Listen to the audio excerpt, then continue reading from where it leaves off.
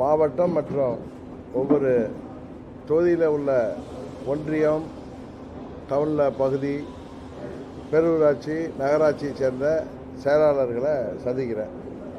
26 தேர்தலுக்கான பணிகளை தொடங்க வேண்டும், அதற்கு இன்னும் உறுப்பினர் சேர்க்கையை அதிகப்படுத்த வேண்டும் போன்ற கட்சி வளர்ச்சி திட்டங்களை பற்றி, பணிகளை பற்றி சொல்வதற்காக கூட்டம் இன்றைக்கு நடைபெறுகிறது. நீங்கள் எதுவும் கேட்குறதுனா கேளுங்க.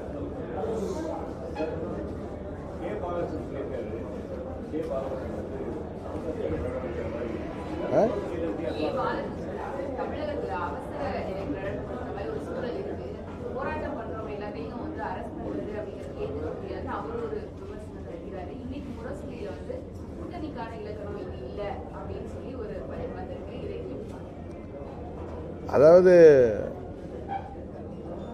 சிபிஎம் மாநில தலைவர் சொன்ன கருத்து தான் இங்கே உள்ள அனைத்து கட்சிகளினுடைய கருத்தும். முரசொலியில் நீங்கள் வந்திருக்கிறதா சொல்கிற கருத்து அது அவங்களுடைய அந்த இடியமின் ஸ்டைலு, ஹிட்லர் ஸ்டைலில் இன்றைக்கு முதலமைச்சர் ஆட்சியை நடத்தி கொண்டிருக்கிறார் என்பதற்கு அது உதாரணமாக இருக்கு. இப்போ சட்டம் ஒழுங்கு இந்த தமிழ்நாட்டில் சந்திச்சிருப்பதை அனைத்து எதிர்க்கட்சிகளும் ஜனநாயக ரீதியாக போராட்டங்களை அறிவிக்கிறாங்க, நடத்துகிறாங்க, பேரணிகளை நடத்துகிறாங்க, ஆர்ப்பாட்டங்களை நடத்துகிறாங்க, கண்டன பொதுக்கூட்டங்களை நடத்துவாங்க. இதுதான் காலங்காலமாக இருந்து வர்றது. இதே தான் திரு ஸ்டாலின் அவர்கள் எதிர்க்கட்சியில் 10 ஆண்டுகள் இருந்தப்ப, அது குறிப்பாக சொல்லப்போனால் பழனிசாமி ஆட்சியின் போது கடுமையான கொரோனா கட்டுப்பாடுகளையும் மீறி அவர் அதெல்லாம் மீறி பல்வேறு போராட்டங்களை நடத்திவிட்டு 3-4 வருடங்களுக்குள் இப்படியெல்லாம் நடத்துவது தவறு, அரசியலுக்காக செய்கிறார்கள். இப்போ இந்த அண்ணா யூனிவர்சிட்டியில் நடந்த அந்த கொடுமைக்கு மற்ற கட்சிகள், அரசாங்கம் அதில் சரியாக செயல்படணும், காவல்துறை ஏவல் துறையாக இருக்கக்கூடாது, உண்மையான குற்றவாளிகளை கண்டுபிடிக்கணும்னு சொல்லி ஆர்ப்பாட்டங்கள், போராட்டங்கள், பேரணிகள் நடத்தினா அதையெல்லாம் நாடகம் என்று சொல்வது திமுகவின் கபட நாடகமாக தான் தெரியுது. ஏன்னா அவங்க வசனம் எழுதி சினிமா துறையில் மற்றும் நாடகங்கள் நடத்தி வந்தவர்களால அவர்கள் மற்றவர்கள் செய்வதை நாடகம்னு சொல்லி இன்றைக்கு திமுக தவறான முன்னுதாரணங்களை உருவாக்கி வர்றதுனால தான் தோழமை கட்சியான கம்யூனிஸ்ட் கட்சியை இன்றைக்கு கடந்த ஒரு வாரமாக அவங்க கடுமையான வார்த்தை பிரயோகங்களை செய்கிறார்கள். எமர்ஜென்சி, ஒரு அறிவிக்கப்படாத எமர்ஜென்சி தமிழ்நாட்டில் இருக்குங்கிறது தான் உண்மை.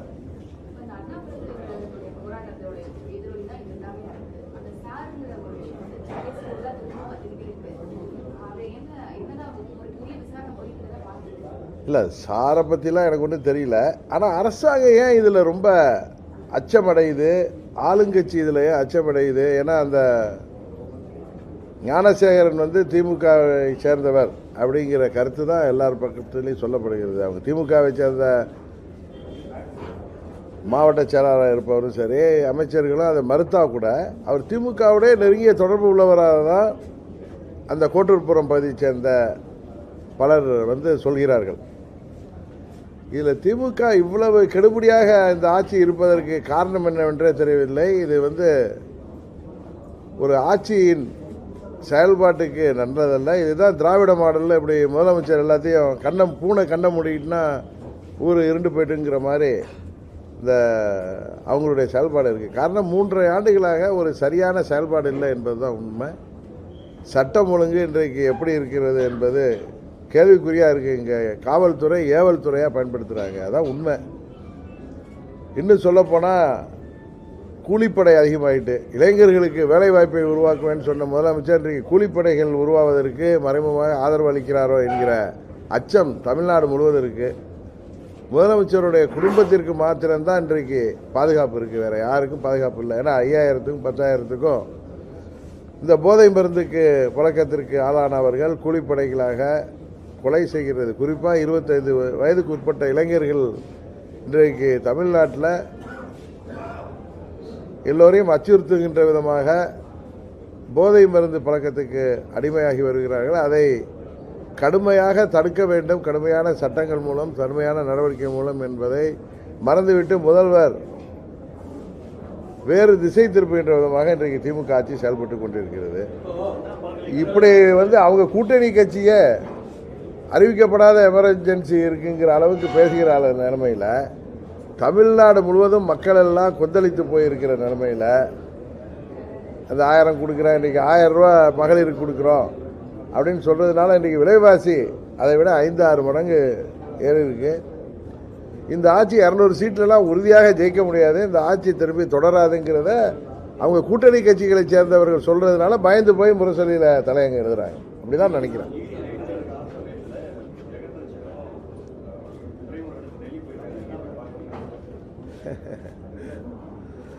உங்களுக்கு திமுக பற்றி தெரியும். ஒரு பக்கம் அவங்க மேடைகளில் பேசுவதா, அடுத்த பக்கம் போய் மறைமுகமாக பின்புறமாக போய் கதவை தட்டி எங்கள் சமாதானம் பேசுவதும் அது திமுகவுடைய ராஜதந்திரங்கிற பேரில் அவங்க இது மாதிரி வேலைகள் செய்வார்கள். ஆனால் எனக்கு தெரிந்து அவர்களுடைய இந்த பித்தலாட்டங்கள் ஒன்றும் பலிக்கப் போவதில்லை.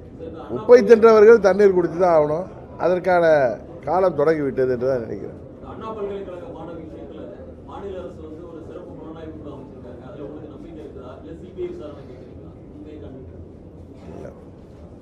மாநில அரசு இப்போ நீங்கள் அண்ணா நகரில் ஒரு சிறுமி 10 வயது 8 வயது சிறுமிக்கு நடந்த கொடுமைக்காக உயர்நீதிமன்றமே அதில் சிபிஐ என்கொயரியை நடத்தணும்னு சொன்னதுக்கப்புறம் சுப்ரீம் கோர்ட்டில் போய் நாங்களே பண்ணுறோன்னு சொல்லி இவங்க மனு தாக்கல் செய்து அது சுப்ரீம் கோர்ட்டும் பல கண்டிஷன் போட்டிருக்காங்க. அது மாதிரி நான் நல்ல காவல்துறை அதிகாரிகளை வைத்து இவர்கள் செய்வது, இதை விசாரணை செய்வதில் எந்த தவறும் இல்லை. ஆனால் இவர்கள் விரும்புவது போல் அந்த விசாரணை நடக்கக்கூடாது. ஏன்னா இன்றைக்கி மாநில அரசாங்கம் அச்சப்படுவதை பார்த்தால் அது சிபிஐ என்கொயரி நடந்தால்தான் மாநில அரசின் தலையீடு இல்லாமல் இருக்கும் காவல்துறையின் மீது அப்படிங்கிற ஒரு எண்ணம் எல்லா இடத்துலையும் இருக்குது, எல்லோருக்கும் இருக்குது. ஏன்னா அண்ணா பல்கலைக்கழகத்தில் அந்த சகோதரிக்கு நடந்தது போல் இனி தமிழ்நாட்டில் இது போன்ற ஒரு கொடுமையான சம்பவம் நடக்கக்கூடாதுங்கிறது தான் எல்லோருக்குடைய விருப்பமும். இதில் அரசியல்லாம் கிடையாது. எல்லார் வீட்லேயும் பெண் குழந்தைகள் இருக்காங்க, எல்லோருக்கும் அக்கா தங்கச்சி இருக்காங்க, பெண்கள் குழந்தைகள் இருக்குது.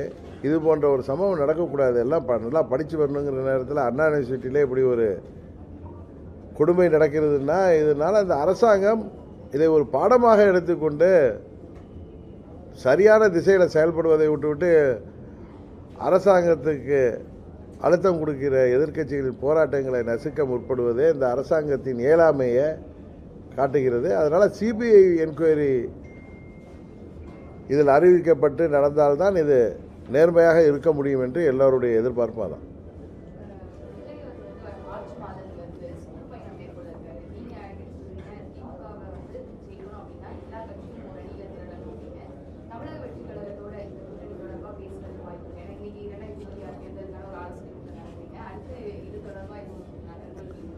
இந்த கூட்டம் எங்கள் கட்சியுடைய செயல்பாடுகள் வளர்ச்சி பணிகள் குறித்த கூட்டம்.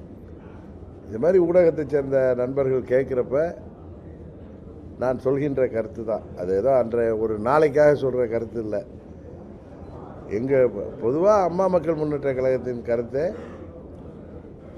அம்மாவின் தொண்டர்கள் அனைவரும் ஓரணியில் திரண்டு, அதுக்காக ஒரே கட்சியாக இருக்கணும்னு அவசியம் கூட கிடையாது, ஓரணியில் திரண்டு இன்றைய சூழ்நிலையில் இந்த பணபலம் மிக்க ஆட்சி அதிகாரத்தில் இருக்கிற திமுக என்கிற தீய சக்தியை வெல்லணும்னா தேசிய ஜனநாயக கூட்டணி தான் அதற்கு சரியான ஒரு தீர்வாக இருக்க முடியும். அதில் திமுகவை தொடர்ந்து ஆட்சியில் விடக்கூடாது என்று நினைக்கிற அனைத்து கட்சிகளுமே, நான் இந்த ஒவ்வொரு எந்த கட்சியுமே குறிப்பிட்டு சொல்லவில்லை, அனைத்து கட்சிகளுமே தேசிய ஜனநாயக கூட்டணிக்கு ஆதரவாக இருக்க வேண்டும் என்பது தான் அம்மா மக்கள் முன்னேற்ற கழகத்தின் கருத்து. அதை தான் நான் சொல்கிறேனே தவிர எந்த கட்சியோடையும் நான் தொடர்பு கொள்ளவில்லை.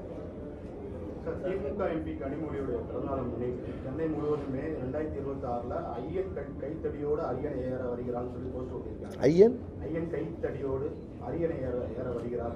யார் வர்றாரா? கனிமொழி. அதை பற்றி நீங்கள் திரு உதயநிதி ஸ்டாலின்ட்டையோ முதலமைச்சர் மு க ஸ்டாலின்கிட்ட தான் கேட்கணும்.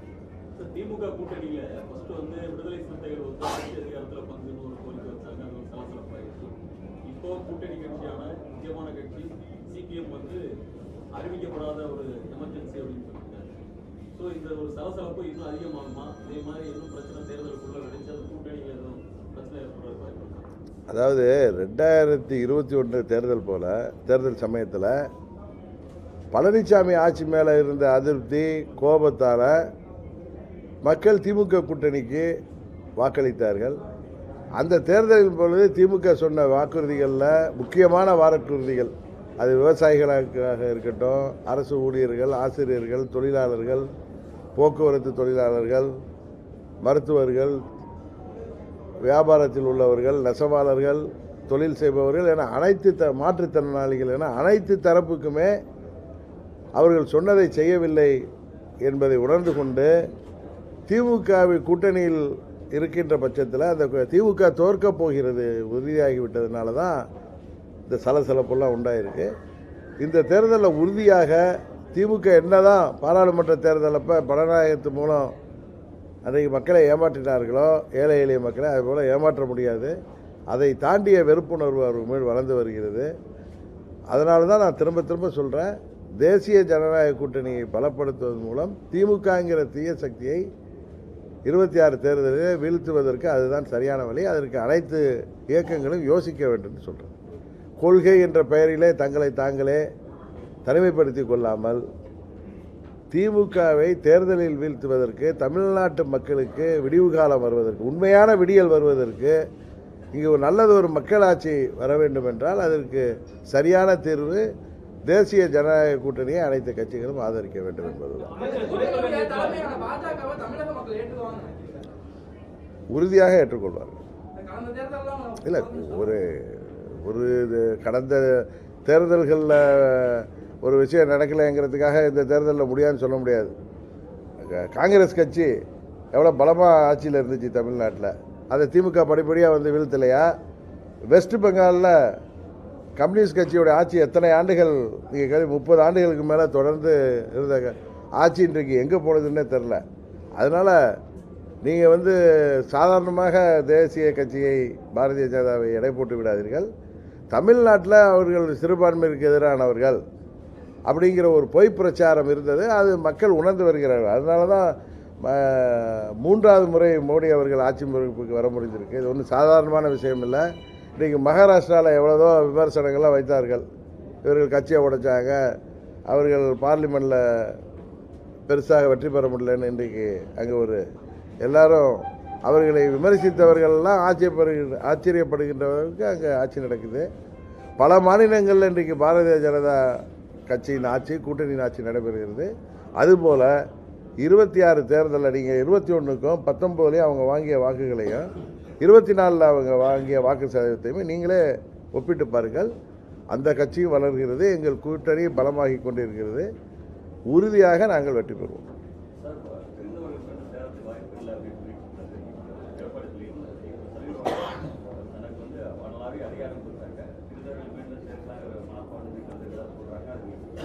எனக்கு அவர் என்ன மனப்பான்மையில் பழனிசாமி திருந்துவாருங்கிற நம்பிக்கை எனக்கு இல்லவே இல்லை. அதனால தான் நான் சொல்கிறேன்,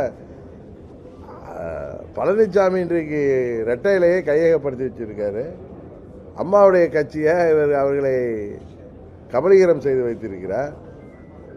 அவர்கிட்ட இரட்டை இலை இருக்கிற காரணத்தினால நீங்கள் ஏமாந்துட்டு இருந்தீங்கன்னா, அவருக்கு காவடி தூக்குனீங்கன்னா 26 தேர்தலுக்கு பிறகு அவர் அம்மாவுடைய கட்சிக்கு முடிவுரை எழுதி விடுவார்னு சொல்கிறேன். ஏன்னா அவர் சுயநலத்தில் தான் அவர் அந்த கட்சியை பயன்படுத்துகிறார், வணிக ரீதியாக பயன்படுத்துகிறார், அது வியாபார நோக்கத்தோடு பயன்படுத்துகிறார். ஏன்னா 4 வருஷம் அவர் ஆட்சியில் இருந்தப்போ செய்த முறைகேடுகள், ஊழல்கள்லாம் இன்றைக்கி பல மந்திரிகள் மீது தான் வழக்காக மாறி இருக்க தவிர பழனிசாமி இன்றைய வரை தப்பித்து வருவதற்கு காரணமே திமுகவோட ஒரு கள்ள கூட்டணி வைத்துக்கொண்டு திமுக தேர்தல்களில் வெற்றி பெறுவதற்காக தனியாக போட்டியிட வேண்டும் என்ற ஒரு தீர்மானத்தோடு அவர் செயல்படுறாரு. 26 வரை அதை செய்து கொடுக்கணும்னு பார்க்குறாரு.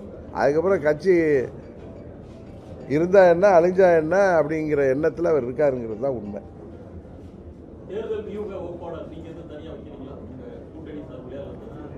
இல்லை, அதை பற்றி எங்கள் கூட்டணி இல்லை முக்கியமான கட்சி தலைவர்களோட பேசிகிட்டு இருக்கோம். வாய்ப்பு இருக்குது. பழிவாங்க செய்யும் சொல்லிட்டு தொடர்ந்து சொல்லிட்டு வராங்க. அப்புறம் அவர் துரைமுருகன் வீட்டில் பணத்தை வச்சு எடுத்ததே பாரதிய ஜனதா கட்சிக்கிறீங்களா? மாணவி வழங்குல அவங்க போராட்டம் முன்னெடுக்க காரணம் எது போராட்டம்? மாணவி நாங்கள் எங்களுடைய எதிர்ப்பை அந்த கொடுமையான நிகழ்வு நடந்த நிலையிலேருந்தே நாங்கள் பதிவு செய்து தான் வர்றோம். மற்ற கட்சிகளுக்கு ஆதரவு தெரிவிச்சுட்டு வர்றோம். தேவையான நேரத்தில் அதற்கான அரசாங்கம் என்ன செய்யுதுன்னு பார்த்துட்டு தேவையான நேரத்தில் அம்மா மக்கள் முன்னேற்ற கழகம் உறுதியாக போராட்டங்களோ ஆர்ப்பாட்டமோ எதையோ தமிழ்நாடு முழுவதும் நடத்தி இந்த அரசாங்கத்துக்கு இன்னும் அழுத்தத்தை கொடுப்போம்.